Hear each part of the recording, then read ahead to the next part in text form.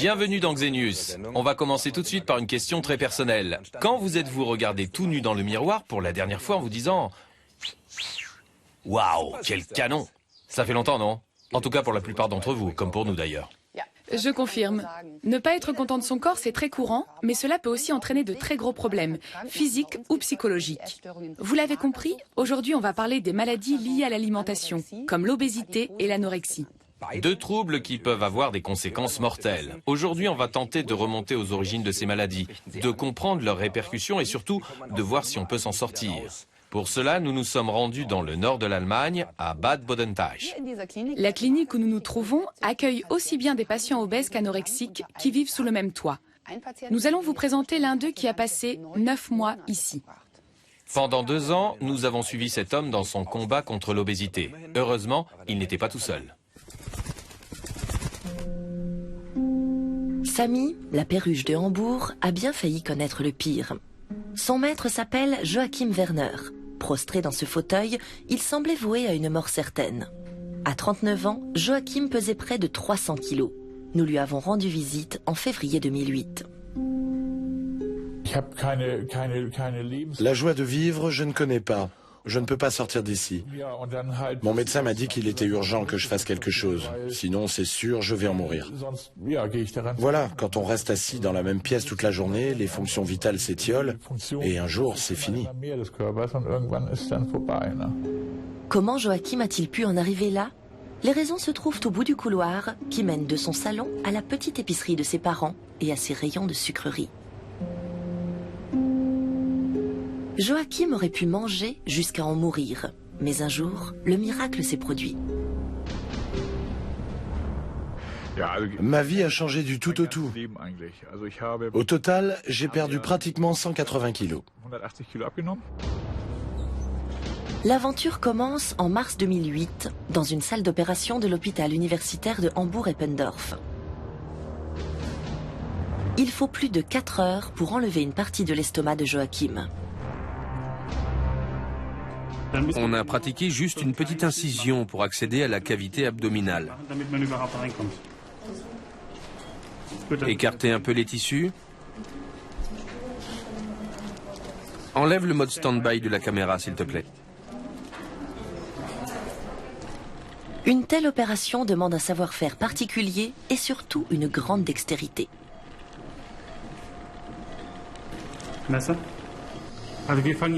On commence par pratiquer une incision ici pour pouvoir enlever toute cette partie de l'estomac.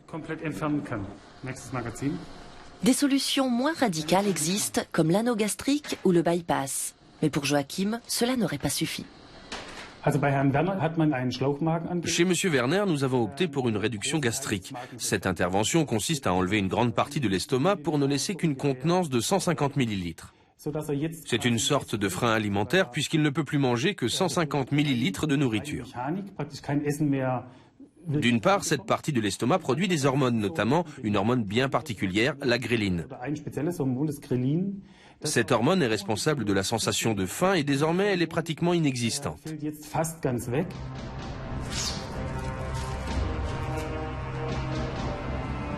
Une intervention qui n'est pas sans risque chez un patient de ce gabarit. Mais ce n'est que la première étape d'un long chemin vers la guérison.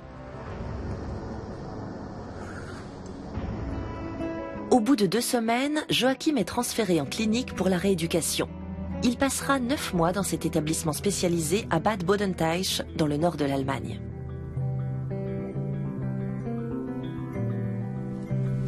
Pas facile de remobiliser le patient après des années d'inactivité. Nous lui avons rendu visite 2 mois après l'opération.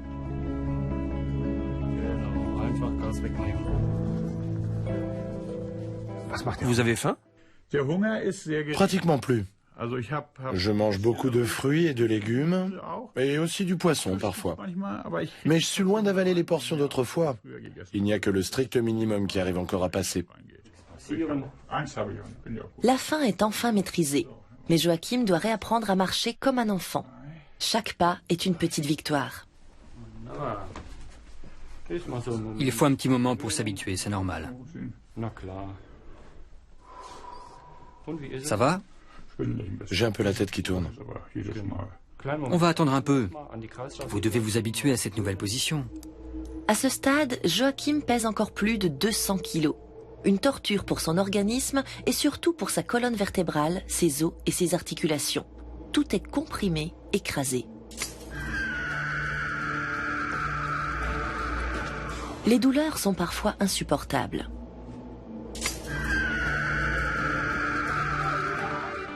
Raison de plus pour Joachim pour continuer ses efforts. Même si une fracture de la cheville l'a un peu handicapé, il parvient maintenant à travailler à l'épicerie sans craquer pour du chocolat. Une véritable métamorphose. Sa mère a toujours du mal à y croire. Je me suis retrouvée face à un parfait étranger, un étranger tout maigre. Même dans sa façon d'être, il a complètement changé. Il se comportait différemment, ça me blessait parfois beaucoup. Je ne pouvais pas m'empêcher de penser que ce n'était pas vraiment lui. Comment ça? Il critiquait votre comportement? Oui, il critiquait notre comportement alimentaire à ma fille et à moi. Quand on mangeait un morceau de gâteau, il demandait toujours si c'était vraiment nécessaire. Joachim regarde ses anciennes photos avec plaisir. Il a retrouvé un peu de sa jeunesse et sa confiance en lui. Je vais différemment vers les gens, et vice-versa. Avant, j'avais toujours l'impression que les gens me regardaient bizarrement. Aujourd'hui, ce n'est plus le cas. Ils me regardent, bien sûr, mais ils se disent que c'est bien que je sois parvenu à faire ça. Je ne ressens plus de la honte quand on me regarde.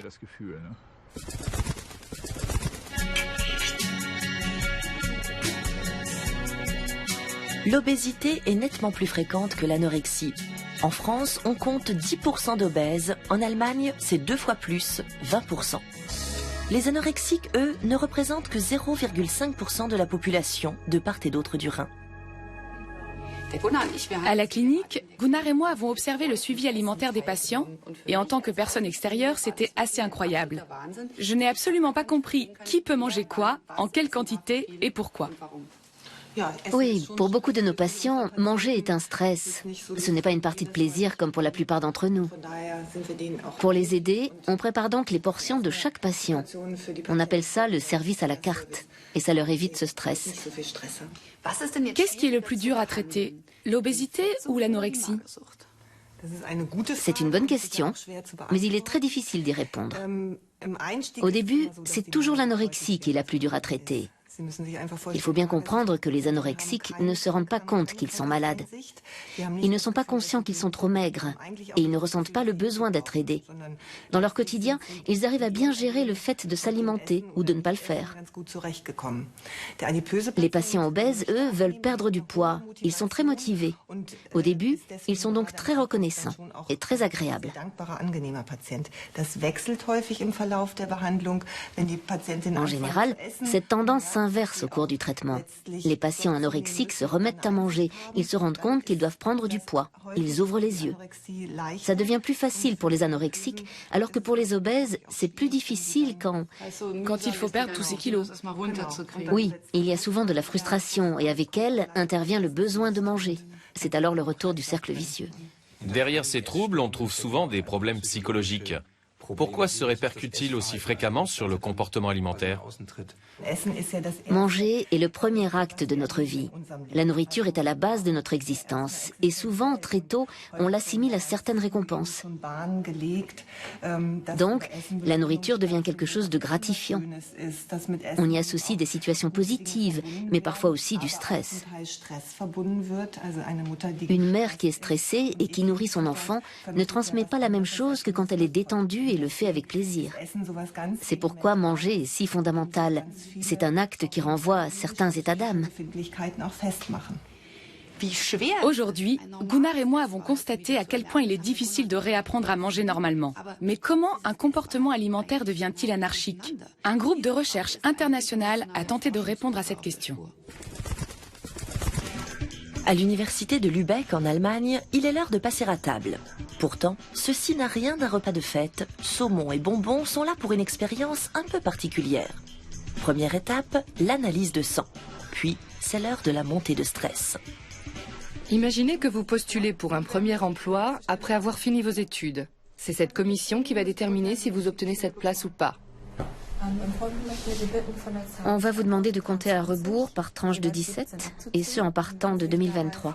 Si vous vous trompez, on vous arrête et vous recommencez au début. Ok.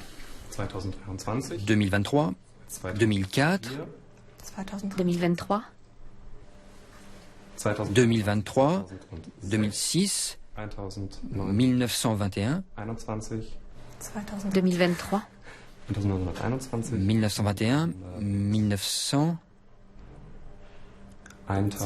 2023. Les nerfs sont mis à rude épreuve. L'exercice est redoutable. 1938, 1955, 55, Très bien, merci. L'entretien n'est pas vraiment un succès, mais le sujet a quand même le droit de manger. Il y est même obligé. Les scientifiques veulent savoir si le stress a des effets sur le comportement alimentaire. Le cerveau compense cette courte expérience de stress. Dans un premier temps, il monopolise tout le glucose du système sanguin. Ensuite, il doit faire le plein de glucose grâce à une source extérieure. Kerstin Schmidt est infirmière. Responsable d'un service important, elle est soumise à un stress permanent.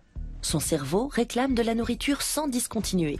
Kerstin a donc appris à se plier à ses exigences.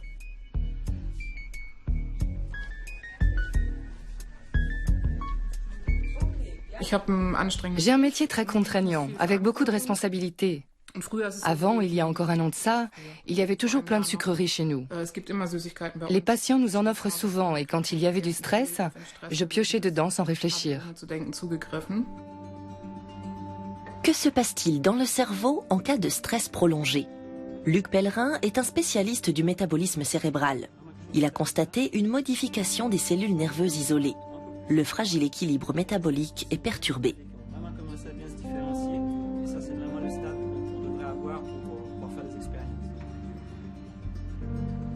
On voit qu'il y a des modifications à long terme qui se produisent dans le cerveau. Et donc, on voit bien que c'est un changement profond qui va influencer le comportement à long terme. Et donc, on pense que ceci soutient justement l'idée qu'il n'y a pas que des modifications, enfin, c'est pas seulement psychologique, mais il y a des modifications au niveau cellulaire et moléculaire qui sont à la base des modifications psychologiques qui se produisent. Pour les grands stressés tels que Kerstin Schmidt, le risque est donc énorme. Le cerveau devient l'ennemi des régimes. Ces signaux ordonnent un apport en nourriture permanent. Dans le système sanguin, contrairement à la normale, les sas qui permettent de faire entrer certaines substances dans l'organisme sont ouverts en permanence et absorbent du glucose. Pour satisfaire le cerveau, il faut donc un apport extérieur en glucose d'autant plus important.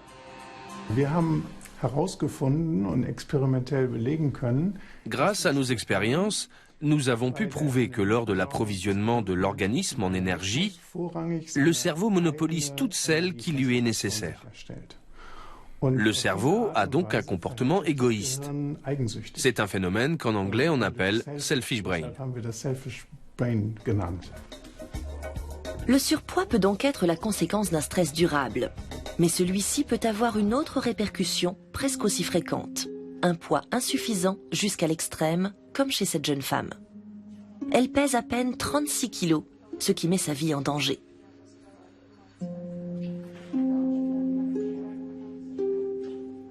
Là aussi, le cerveau connaît une forme de stress à long terme. Il bascule en mode performance non-stop et réclame toute l'énergie pour lui seul. Conséquence sur le système sanguin, les sas se ferment et le corps fonctionne à vide.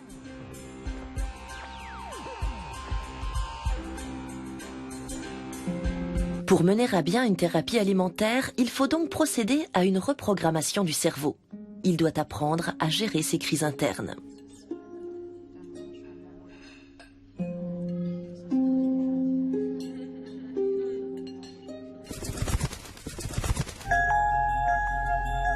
Pour comprendre ce qui se passe dans la vie d'un obèse et dans celle d'un anorexique, Caro et moi avons rencontré deux patients de la clinique. Ils sont physiquement très différents, pourtant leurs problèmes se ressemblent de manière étonnante. Savez-vous s'il y a eu un déclencheur concret qui vous a poussé à trop manger? Il y a eu un moment clé dans votre vie? Oui, de nombreuses étapes dans ma vie ont mené à ce comportement. Que ce soit dans ma vie professionnelle ou privée, notamment les conflits avec ma famille, surtout avec mon père. Mon père a bloqué beaucoup de choses dans ma vie. Il me disait « Non, aujourd'hui tu ne feras pas de musique, tu restes ici et tu travailles au jardin. L'art ne fait pas bouillir la marmite. » Aujourd'hui, c'est différent. Je dis « Non, je n'ai pas envie de tondre la pelouse. Tu n'as qu'à le faire toi-même. Moi, aujourd'hui, je veux faire de la musique. » Mais à l'époque, ça n'était pas pareil. Il fallait écouter ses parents. On a été élevés comme ça et il est évident que ça ne m'a pas réussi. Sarah, comment votre maladie a-t-elle commencé? Est-ce qu'il y a eu un déclencheur, un événement particulier? Je n'arrivais pas à dire non à qui que ce soit, excepté à moi-même. Dire non à la nourriture me permettait de me sentir forte, alors que pour le reste, je me sentais petite et faible. Mais sur le moment, ça me donnait une énergie incroyable. Je me sentais forte. Je n'avais pas besoin de manger comme tous les autres. Pour vous, quelle fonction occupait la faim? Qu'est-ce qu'elle vous apportait? Une force intérieure. Je me disais toujours, je ne peux rien, je ne suis rien. Ça me permettait de lancer une sorte de SOS, de dire, regardez, je suis complètement au bout du rouleau. Qu'est-ce que ça vous a apporté? Des petits moments de joie. Quand j'étais en colère, je mangeais pour oublier ma frustration. Je le faisais pour ne pas contrarier mon père et lui dire « C'est n'importe quoi, laisse-moi faire ma musique, laisse-moi faire ce que j'aime. » Mais j'ai continué à manger, c'était une addiction et elle a duré de très nombreuses années. Qu'est-ce qui a été le plus dur quand il a fallu briser ce cercle vicieux, ici à la clinique? Je ne suis pas sûr qu'on puisse le briser. Le modifier alors? Se montrer raisonnable. On reçoit des portions calibrées et il faut les respecter. Plus d'une fois, je me suis dit que j'aurais bien aimé une cote de porc supplémentaire, ce genre de choses. Mais je suis très fier d'avoir réussi à renoncer au chocolat, même si j'ai encore du travail à faire avec les autres aliments. Vous avez quitté la clinique depuis une semaine. Qu'est-ce qui vous a fait le plus peur quand vous avez pensé au retour à la maison? De retrouver mes anciens démons une fois rentrée chez moi, là où j'ai réellement vécu la maladie. Là où je me repliais de plus en plus souvent et où je pensais à manger ou à ne pas manger, ou bien à manger puis à vomir. Je ne faisais que ça de mes journées. Mais maintenant, je sais où se trouvent mes problèmes. Je me suis fabriqué une sorte de kit d'urgence. Si jamais ça me reprend, j'y trouve les instructions à suivre ou les gens à qui m'adresser. Qu'est-ce qui vous fait le plus peur à l'idée de rentrer chez vous? J'ai surtout peur de retomber dans mes crises compulsives, de retrouver mes vieilles habitudes. Je suis très reconnaissant à ma compagne qui me soutient pour que ça n'arrive plus. Je pense d'ailleurs que ça n'arrivera plus, du moins pas de la même manière. Et pour cette raison, je suis infiniment reconnaissant à ceux qui m'ont aidé. Merci beaucoup. Merci. Sarah a compris le mécanisme de l'anorexie. Elle aimerait bien tourner la page. Les deux artistes que nous allons voir maintenant ont aussi appris à maîtriser ce phénomène. Elles ont fait de leur maladie un travail, et même un art.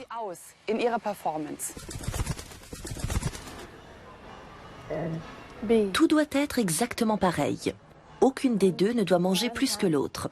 Aujourd'hui, c'est devant un public français que les deux artistes dévoilent leurs habitudes alimentaires. Les jumelles Lisbeth et Angélique Reven sont originaires des Pays-Bas.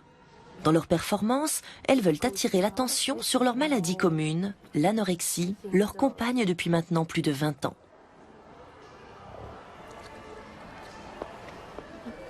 Encore. Encore un peu.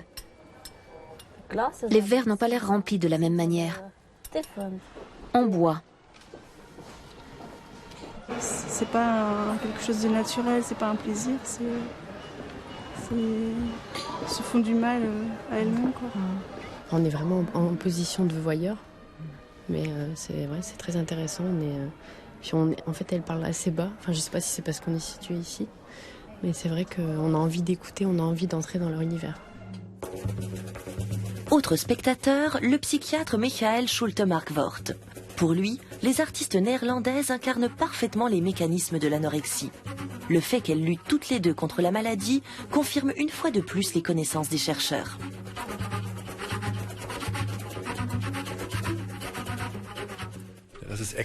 C'est une concurrence existentielle. Les vrais jumeaux sont évidemment très dépendants l'un de l'autre, dans le bon sens comme dans le mauvais. Quand certains vrais jumeaux tombent malades, la maladie prend donc une dimension particulière et dans le cas présent, il s'agit d'un combat pathologique existentiel. Je voulais me différencier de Lisbeth. Je ne voulais pas être comme elle. C'était donc une bonne excuse pour ne pas manger. Mais quand on est enfant, on ne s'en rend pas compte. Plus tard, je me suis rendu compte qu'elle faisait pareil. Et j'ai essayé de l'empêcher de perdre du poids en lui disant que j'allais manger exactement comme elle. Au point que les deux jeunes filles refusent totalement de s'alimenter lorsqu'elles sont séparées. Mais qui est responsable? Les conditions de vie ou la génétique? 80% des vrais jumeaux qui grandissent séparément développent un trouble alimentaire simultanément, alors qu'il ne s'agit que de 20 à 30% chez les faux jumeaux. Cette différence, c'est la partie génétique qui la détermine. Parfois, la génétique fait que des jumeaux développent un trouble alimentaire en même temps, comme c'est le cas ici. Il existe donc bien une prédisposition génétique à l'anorexie. Chez Lisbeth et Angélique, tout a commencé il y a 20 ans. Même si aujourd'hui elles souhaitent toutes les deux sortir de cet engrenage, ce n'est pas si facile.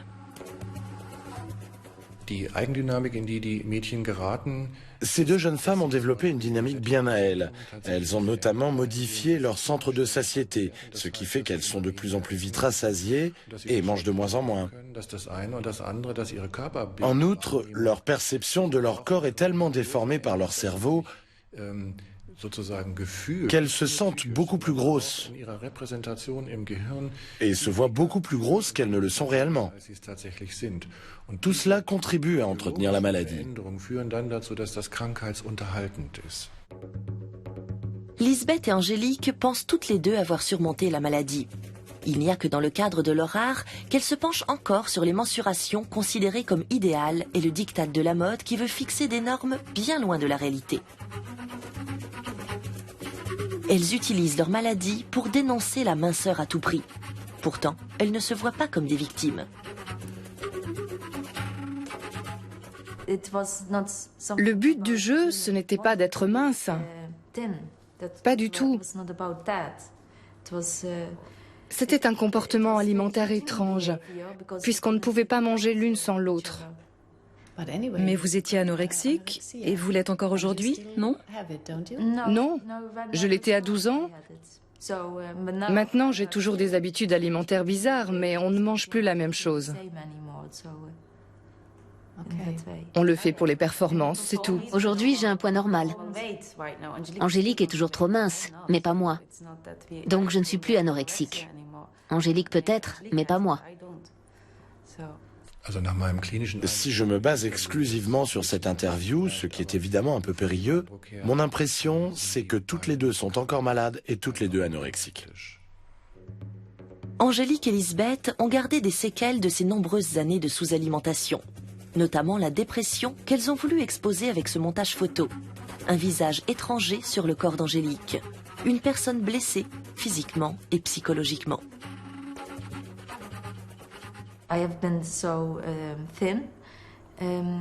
J'ai été tellement maigre que j'ai eu des problèmes de dos. Je souffre aussi d'ostéoporose. Le résultat, c'est que j'ai perdu 10 cm de hauteur. Chute de cheveux, stérilité, maladie du cœur et ostéoporose. Quand on est anorexique, on ne vit jamais très vieux. Faire face à la maladie grâce à l'art, c'est aussi une option proposée à la clinique. Une façon parmi beaucoup d'autres de faire progresser la thérapie. Entre-temps, nous avons retrouvé Sabine Zahn. Madame Zahn, aujourd'hui nous avons rencontré des personnes très malades. Soyons directs. Est-ce qu'on peut vraiment guérir de ce genre de maladie?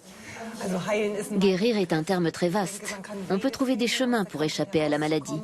Notre rôle, c'est de soutenir les patients dans leur gestion de la maladie, dans leur tentative de la maîtriser. On ne peut parler de guérison qu'au bout de nombreuses années, quand on reprend contact avec les patients et qu'on peut constater qu'ils s'en sont vraiment sortis. À quel moment vous vous dites que vous pouvez laisser partir un patient avec la conscience tranquille ? Le poids est évidemment un bon indicateur du succès de la prise en charge. Il y a aussi les stratégies mises en place par les patients pour maîtriser leur vie, les plans et les objectifs à atteindre. Cela montre bien qu'ils sont capables d'aller dans la bonne direction. On vous remercie infiniment. Et on souhaite évidemment à tous les pensionnaires de la clinique de pouvoir partir un jour avec la bénédiction de Sabine Tsan. Et nous, on vous dit à bientôt. Au revoir, à la prochaine.